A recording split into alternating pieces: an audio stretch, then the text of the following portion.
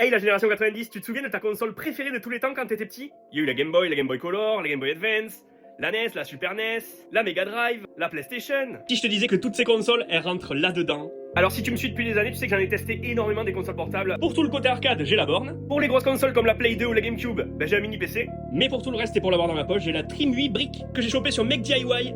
Ça vaut dans les 70-80 balles. Je te montre un peu les specs. Et dessus, il y a 256 Go de jeu.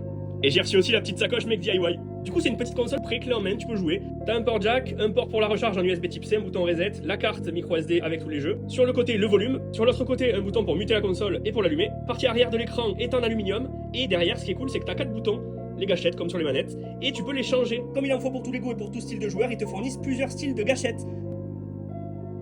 Sur la version 256 Go, t'as 60 consoles et je te dis pas le nombre de jeux.